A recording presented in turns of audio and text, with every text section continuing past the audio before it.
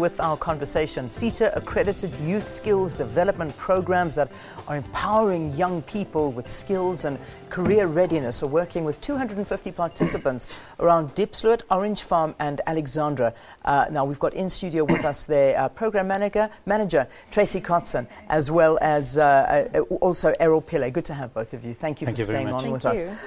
Tracy, we talk about 250 participants that are going through this program, but I mean this organisation has been around for 20 years, so you've touched the lives of, I imagine, thousands of different people. Well, within the organisation as a whole, we've got 17,000 beneficiaries. Wow, that's great. And we're in 2 provinces, so Western Cape and here, Gauteng. And those beneficiaries range from the very young, we take in babies from 3 months old into our ECDs, up to the very old. So we'll assist the elderly with going to fetch pensions, sometimes applying for grants, identity documents so they can access government services. It follows the full spectrum.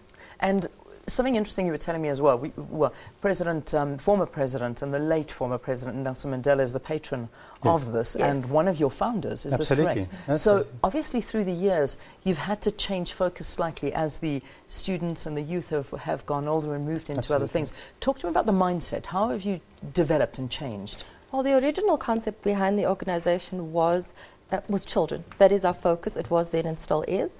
And largely we found community outreach programs that were run by people who lived in those communities. So go-go's who together took a bit of their pension money and bought extra food and gave it to families who were more needy than themselves. We found those types of programs and formalized them and built support around them. Then identifying children who were the most in need and identifying support for them. And that's how the ECD then began and all the other pillars that Errol spoke of. Further to that, when our babies from 18 years ago had grown up and they were now 18 and matriculating, we realized that it was no longer just about feeding them or building them a playground or making sure they had a meal. All those things were still necessary, but in addition to that, we now had to make sure that they were educated and really ready for the world of work beyond the boundaries of their communities. And that is how the skills program got started. As they turned 18, we had to grow up as an organisation with them and meet the need of what were now young adults as opposed to children. Okay, now that's what you need to do, I suppose. That's when you work and you are living with these people, you realise that this is where your development needs to go and the path needs to go. IT readiness, and I believe that this is a massive skills impartment that you are doing. Is that it's an IT readiness program that's going on? So it's part of it. We do various programs. One of the, and it's really funding driven, Leanne.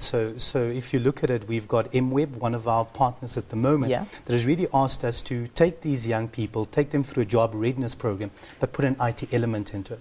So then we introduce them back into an MWeb environment where they will be deployed. So they will recruit them. Because the big problem is also there's a lot of organizations doing training but not bringing them into the job market. So what you have is you've got a young person that's been sitting on a corner not finding any hope, being trained now and not having an outlet. So we bring these 2 organizations together.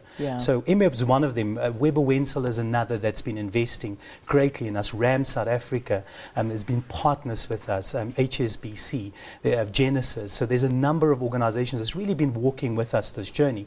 But coming to the party, so to speak, by saying they will train, they will invest in the training arm, which allows us to do our work through their BE codes. So if you look at the BE codes and the monies that they have to spend, they really utilize that in order to make this a reality, but then recruit these individuals back as well. We're trying now to find other outlets. So as an organization, we've now established a recruitment league where we will go to organizations and say, here is an individual that grew up in Diepsloot, doesn't have maybe somebody that can be their advocate, but we'll be their advocate. We'll tell you where they live, because if you want to find the shack, we can tell you where they live. We have contact details. We know them. They've been part of our programs, been part of our feeding schemes, and they're part of who we are. So we can be their advocates. Because really, if you think about it, if a young person goes to a job, somebody picks up the phone and maybe talks on behalf of them. What happens to a young person who's got a go-go looking after them in a township environment? Who will talk on behalf of that person? We do that work, and I think that's really our job, is to be this platform, bringing corporate South Africa together with this young person who really wants to make a difference in their lives and put them on the same stage. Fantastic, and that's what the private sector. We're always saying the private sector must get involved. They must get involved, but this is a big way that they are getting involved. And they are, definitely. how do you measure the success of your programs? We've got entry assessments.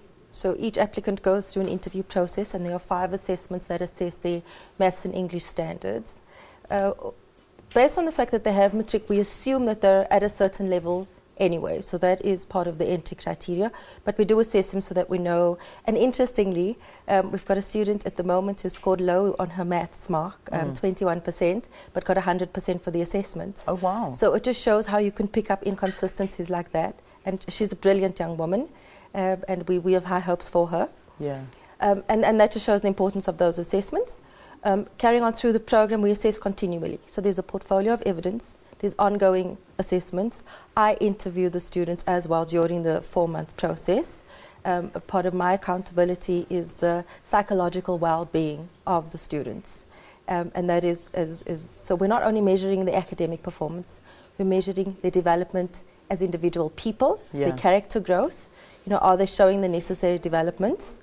And simple things from people who consistently come late to then start coming on time. You can see that that is a growth that has taken place in that person. So between the portfolio, the entry assessments, and then we do exit assessments again, which again measures the development. Well, sounds like you're doing amazing work. Please keep it up. Tracy Kotzen and Errol Pillay. Visit the website if you want to know more about them. It's afrikatikkun.org.